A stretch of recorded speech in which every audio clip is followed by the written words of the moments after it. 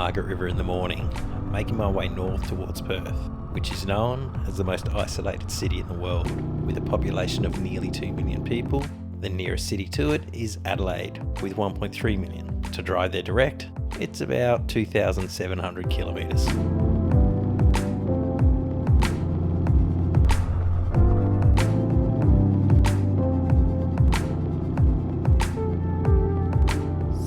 I made my way along Caves Road. It seems like most of Margaret River's 250 vineyards and 187 wineries are located along this road. There is one after another. Winery, winery, vineyard, vineyard, winery, vineyard, winery, winery, vineyard, vineyard, vineyard. You get the idea. So, if you're into your grapes, this area would be one to check out.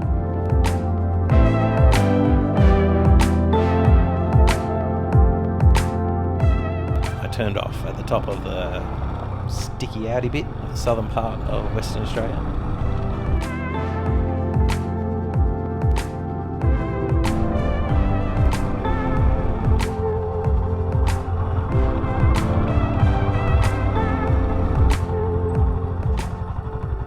Well, I've made it to Yallingup, and there's a lot of towns around here that end in up. Basically, in the traditional language, it means place of. Place of meeting, place of animals, place of waterhole, place of plants. So does that mean back in the day a lot of people around here were yelling? No. Another great thing about Yallingup, it has some pretty good surf. Not today, it's blowing northerly. If it's offshore, it's great. So I will be actually heading into the north towards Perth, so it will be a headwind, but it's not too far. So going to keep heading north towards Perth, and we're going to go past a really big jetty and some giants.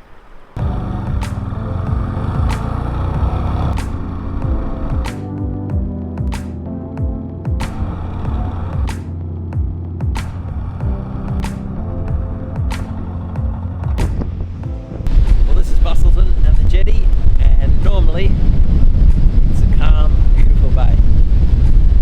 Not today. Not sure if you can hear me. A little bit of wind. I'd go out there, but it's just going to be sea spray the whole way down. Bustleton Jetty is the longest timber pier jetty in the Southern Hemisphere, at 1,841 metres. It was built in 1864 to 65, and over its lifetime was extended until about the 1960s, where it reached its current length. The last commercial vessel docked at the jetty in 1971, and the jetty was closed the following year. Now it has been revived as a tourist attraction. Alright, onto the giants.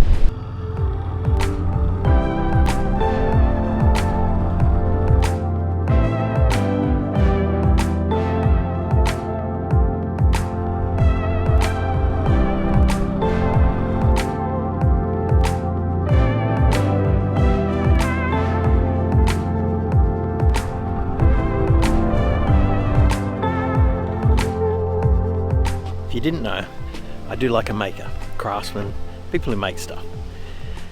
And apparently a guy's made something quite large, or a few things quite large through here. You do have to track them down. We'll see what these giants are.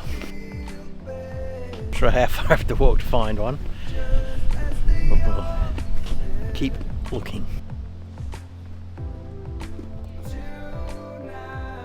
The world's leading recycle artist, Thomas Dembo, created 6 giants that are placed between Mandurah and Perth. They are all made of recycled material, such as scrap wood, old pallets, twigs and debris.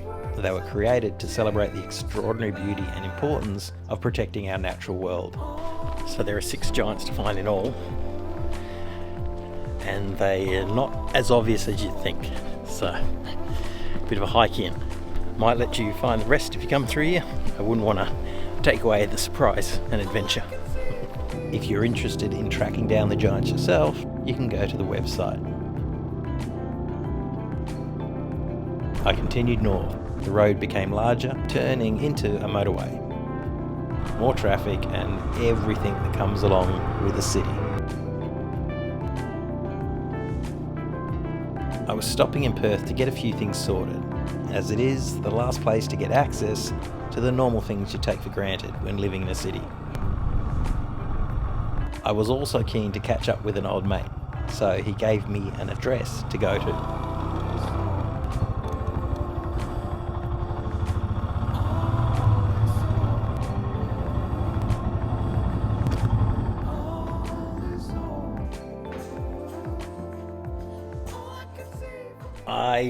I'm stunned. I was going to stay with a mate in Perth, but due to circumstances, his place was unavailable, but his family own a hotel and they had spare rooms, and he said, just stay here. And going from camping and sleeping in the dirt and air mattress down to this, it has a washing machine in here, so we'll be cleaning everything again. And yes, a real bed. It will be... Oh, I better not soften up, hey? And I went downstairs and it's quite a fancy IGA with very, very, very good food. They did have an abundance of choice of my normal road food, but with so many other options, well, I've got myself a lamb shank. Heading down to get a shot of the city. As I was in such a great location facing the city centre on the other side of the Swan River, it seemed like it would be a waste of an opportunity if I didn't. So I set up on the bank of the river and waited for the sun's rays to fade as the river's namesake glided past.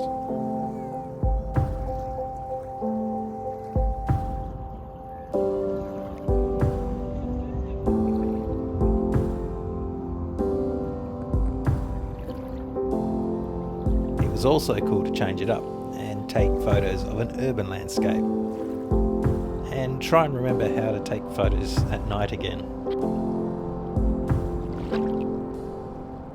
I then went and caught up with my mate.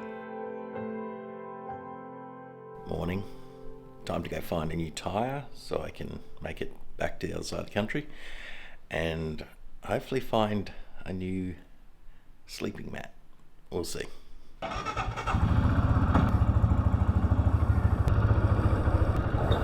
I got an early start to get to the nearest Royal Enfield dealer, which is only a few kilometres down the road.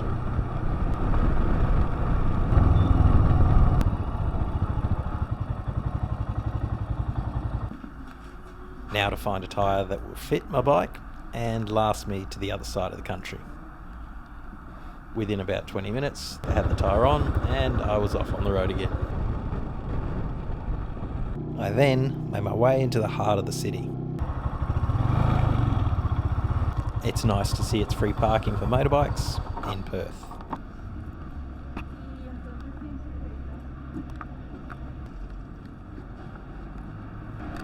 It was only a short walk to the outdoor stores. And I was looking for something like that. So I was in the right area. I went inside. They had quite a large range, but not within my budget.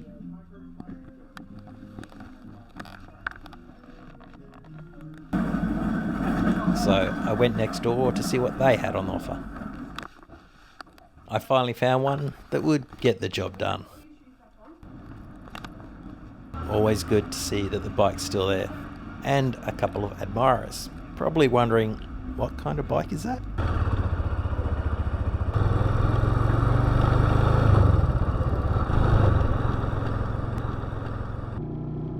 I made my way out of the city centre, over the river and back to the hotel.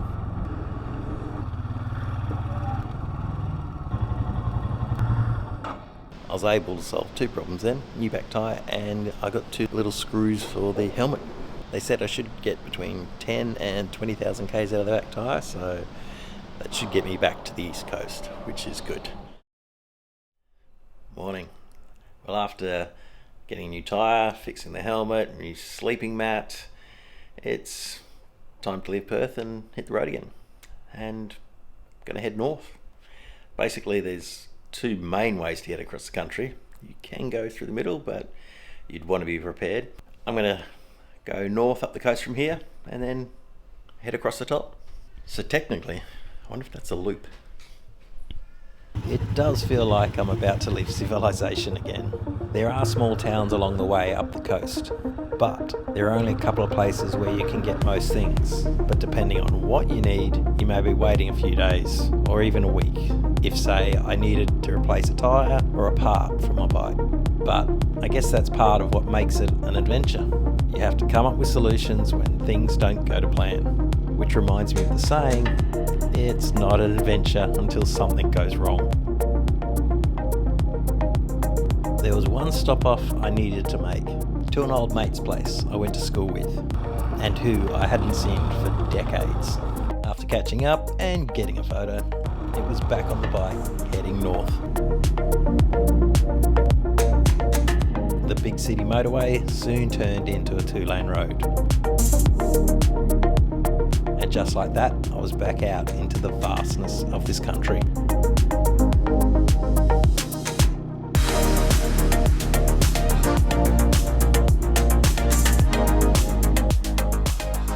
Just pulled over for a quick break to stretch the legs.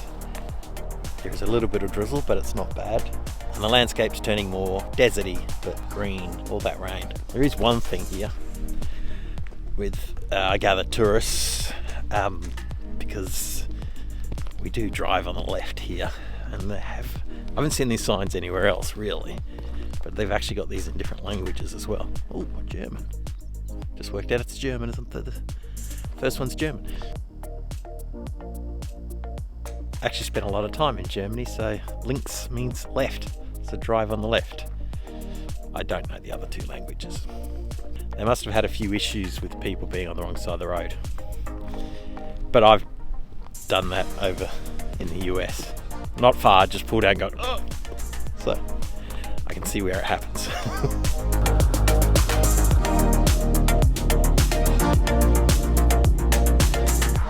Just pulled off the side of the road as I came across one of the widest sand dunes I've ever seen, and it's moving through the vegetation.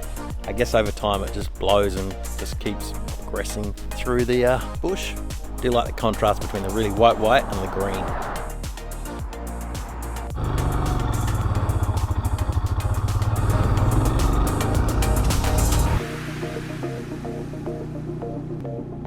I turned off the main road to check out a place I wanted to see for decades.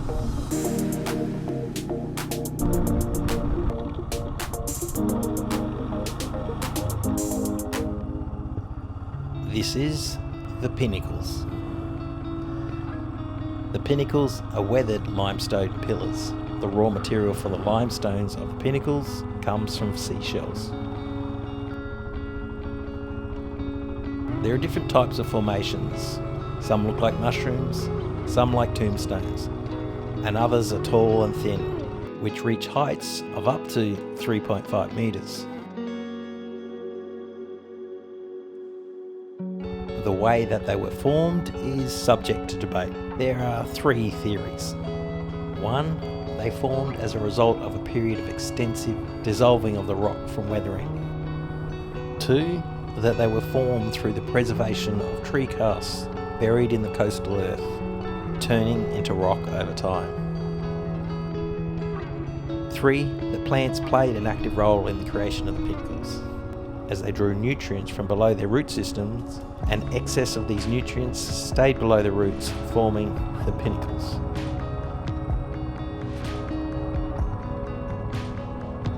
Whichever way it happened, they are an incredible sight to see, almost otherworldly, as if you were on another planet. How cool are Pinnacles? A very Mars-like landscape. Probably the best national park for motorbike riders, because you get to stay on your bike and go through them. Yeah, that was awesome. So now, well, I hadn't planned past now, so I'm going to head north and see where I get to.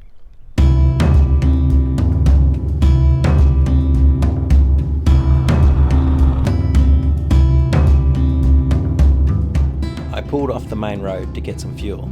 Normally, the National Highway passes through all the small towns along its route, but on this stretch, there are a lot of towns that are a few kilometres down side roads, so you have to plan for food and fuel. I fueled up and also took the opportunity to fill up the reserve jerry cans, as access to fuel becomes more limited the further north you go. as if I decide I want to go and explore somewhere, I don't want to be stopped because I don't have enough fuel with me. I gather this place is known for fishing.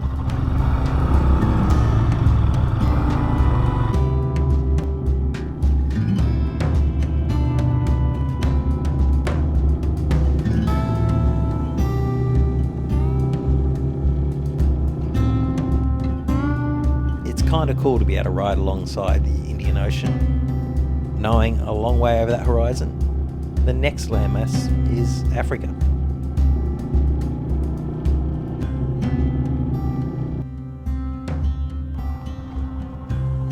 Not having planned this far ahead, I thought I might see if there were any potential campsites around here, but the tracks turned into sand dunes pretty quickly.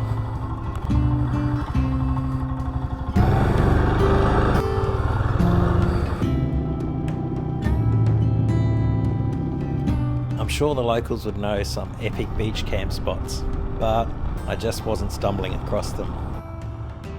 So I continued heading north while it was still daylight.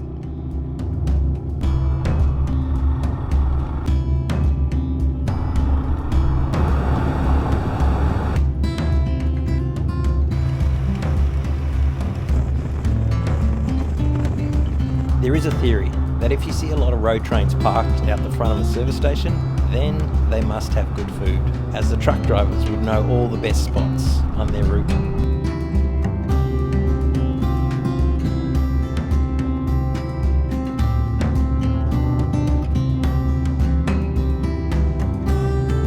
Nearly into Geraldton, but I had to pull over because I saw this tree. It is, well, laying down. Must have got knocked in a storm and then just kept growing. Apparently, this is characteristic of trees in this area, caused by the constant strong southerly winds that burn off growth on the windward side.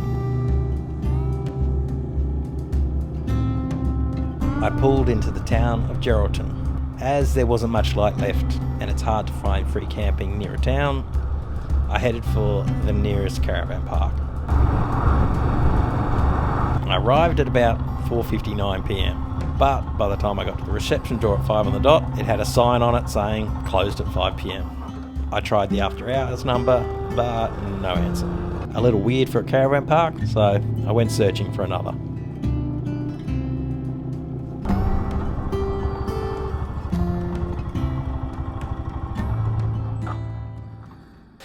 Well, I found a spot. First caravan park was closed. I got there at 5 on it, put the bike parked, and then it was closed at 5 and nobody opened the door. So found a second one. Sun's already gone down. I'm gonna have to quickly set up a tent to well, it's easier to set up a tent in the light, so I'm gonna try to do that first. Scared the birds.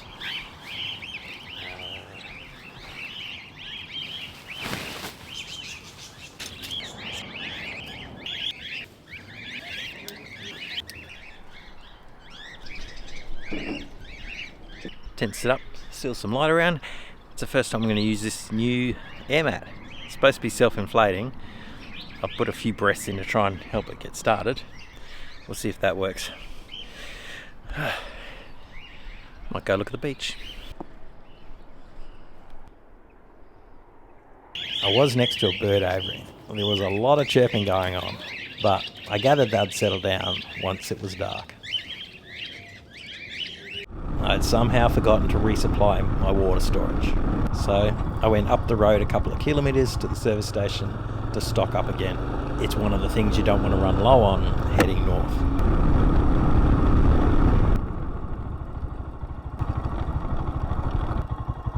With that done, it was time to pass out. Stand up against the wall so I can trace you with one fine line. We have become a home that's built of all your poems and mine. Please don't disappear from. It's not what you think. It's gonna be